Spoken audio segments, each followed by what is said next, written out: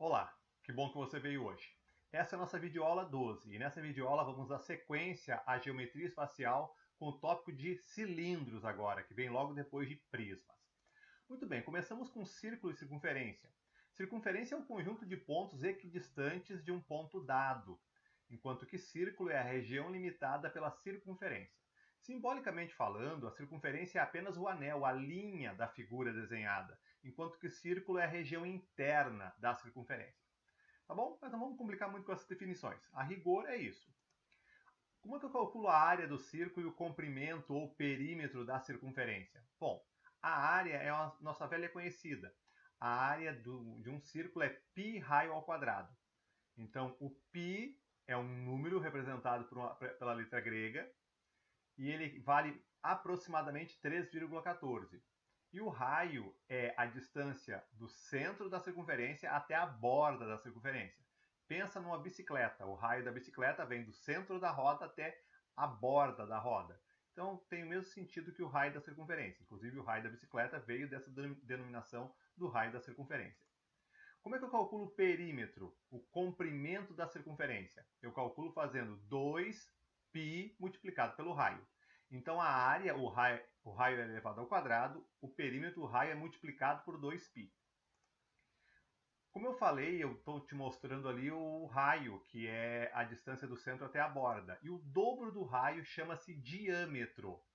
Então olha só como é que eu calculo π. Se eu faço o perímetro igual a 2πr e 2r é o diâmetro, porque o dobro do raio é o diâmetro, então o perímetro da circunferência é o π multiplicado pelo diâmetro. Então, se eu pegar o perímetro, o comprimento da circunferência, e dividir pelo diâmetro, eu encontro o π. E esse π, esse valor que eu vou encontrar, é aproximadamente 3,14. Então, é uma experiência bem interessante pegar um copo, por exemplo, medir o contorno da boca do copo, medir o diâmetro da boca do copo e dividir o contorno pelo diâmetro. Tu vai encontrar aproximadamente 3,14, que é o resultado do π. Tá? Esse número que é conhecido desde a antiguidade. Muito bem. Como um exemplo, qual é a medida da área e do perímetro de um círculo cujo raio mede 5 centímetros? Eu fiz questão de desenhar ali o círculo com raio 5 num papel quadriculado, para te entender que quando eu calculo a área, eu vou calcular a quantidade de quadradinhos dentro do círculo. Isso não muda. A área de um retângulo, a área de um círculo é a região interna, está medida em quadradinhos. E o perímetro de um círculo é o comprimento da circunferência. Muito bem, como é que eu calculo a área? Eu faço π multiplicado pelo raio ao quadrado. Se o raio é 5, eu vou fazer π vezes 5 ao quadrado.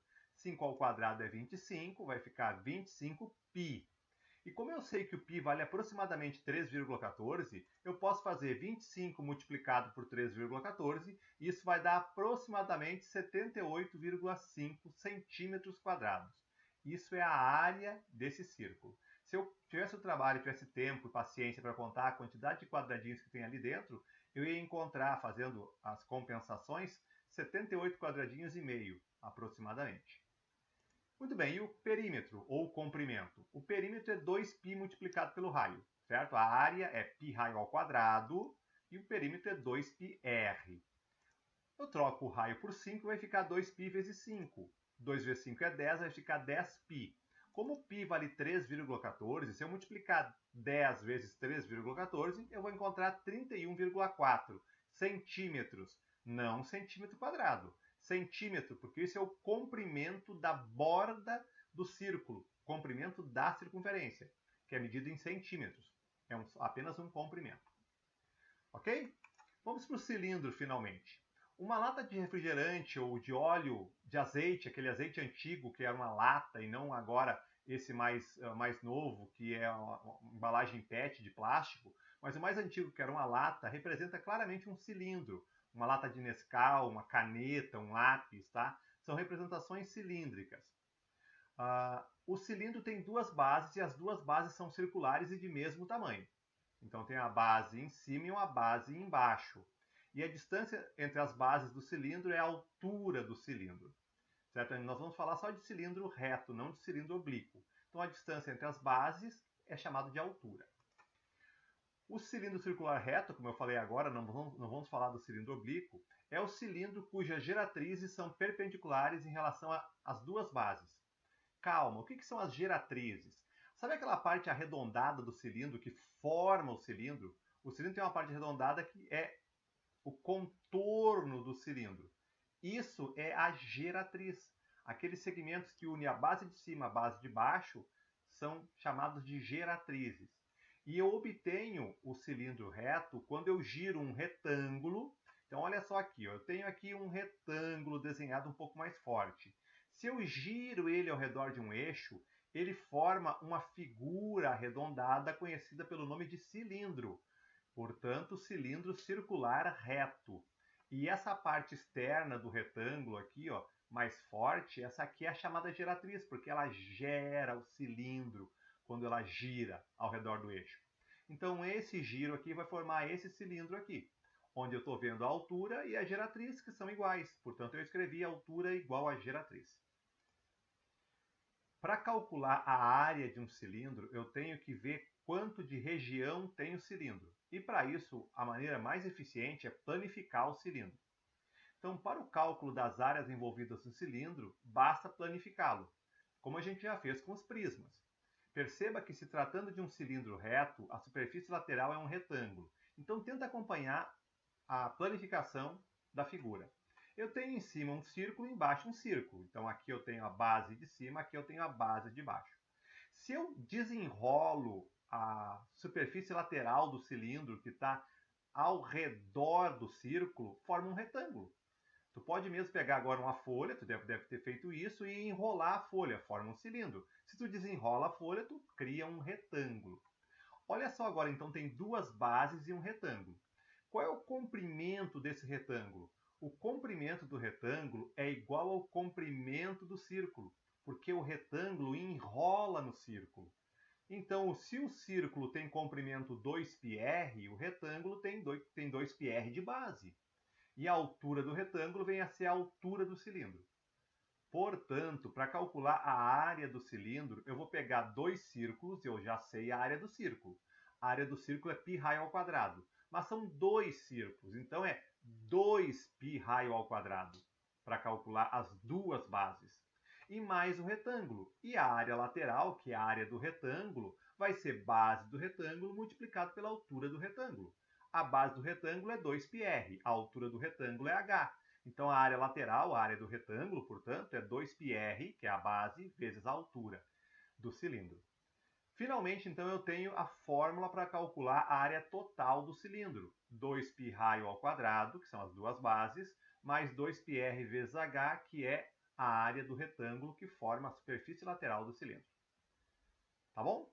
Ainda falta o volume. O volume, nós procedemos do mesmo modo que fizemos com o prisma. Nós contamos a primeira camada de cubos e depois multiplicamos pela altura. Então, o volume de um cilindro é a medida da área da base multiplicado pela altura. Como a base é um círculo, então a área da base é π raio ao quadrado. E a altura eu estou representando pela letra h. Então, o volume de um cilindro é π raio ao quadrado vezes a altura. Então, estou interessado em calcular a área, eu já sei. Estou interessado em calcular o volume, eu descobri agora. Portanto, vamos fazer um exemplo. Determine a área total e o volume de um cilindro de raio 4 e altura 10. Então, calma. Para calcular a área, eu copio a fórmula da área, que não precisa nem ser decorada. Lembra, tem dois círculos, 2πr ao quadrado. E tem o retângulo, que é 2πr vezes h. Então, eu vou trocar o raio pelo valor fornecido, que é 4, a altura pelo valor fornecido, que é 10. Então, vai ficar 2π vezes 4 ao quadrado, mais 2π vezes 4, que é o raio, vezes 10, que é a altura. 4 ao quadrado é 16. E 2 vezes 16 dá 32π. Se tu fizer ali 2 vezes 4 vezes 10, dá 80. 80π mais 32π dá 112π. Daí, finalmente, se você trocar o π por 3,14, tu vai multiplicar 112 por 3,14. E tu vai encontrar 351,68 centímetros quadrados. Cabe dizer aqui que a gente está usando o π valendo aproximadamente 3,14. Se tu pega a tua calculadora e pega o π direto da calculadora, vai dar uma aproximação melhor. O π não vale exatamente 3,14. Ele é um número irracional. Ele não pode ser aferido com exatidão nunca. Ele, com a aproximação de 7 casas depois da vírgula, é 3,14, 15, 92, 65, 4. Então é um número que tem infinitas casas decimais. Quanto melhor a aproximação, mais exato vai dar o resultado. Aqui, com a aproximação de π valendo 3,14, eu encontrei 351,68. Portanto, se você usou outra aproximação e chegou num resultado próximo, também está correto. Até mais correto que o meu resultado. Falta o volume. O volume é π raio ao quadrado vezes a altura. Então, eu vou trocar o raio pelo valor fornecido, que é 4, a altura é por 10. Então, 4 ao quadrado é 16. 16 vezes 10, 160 π. Se eu troco π por 3,14, que é o valor que nós estamos usando, vai dar 502,4 centímetros cúbicos. Lembra, volume estou medindo em cubinhos, por isso centímetro cúbico. A área estou medindo em quadradinhos, por isso centímetro quadrado. Último exemplo, semelhante a esse, só com outras medidas agora em metros e o volume pedido em litros. Área total, 2πr ao quadrado mais 2πr vezes h. Se você está assistindo essa videoaula, para agora e tenta calcular antes de eu oferecer o resultado. É um exercício interessante. Se eu trocar o raio por 0,5 e a altura por 1,2, vai ficar 2π vezes 0,5 ao quadrado mais 2π vezes 0,5 vezes 1,2. 0,5 ao quadrado vezes 2 dá 0,5 π. 2 vezes 0,5 vezes 1,2 dá 1,2 π. 0,5π mais 1,2 π dá 1,7 π. E se eu pegar 3,14 e multiplicar por 1,7, vai dar 5,338 metros quadrados. Então é um cilindro grande, hein? Ele tem área de um pouco mais de 5 metros quadrados. Metro quadrado é um quadrado de 1 metro por 1 metro. É uma área bem grande. E o volume? O volume é π raio ao quadrado vezes a altura.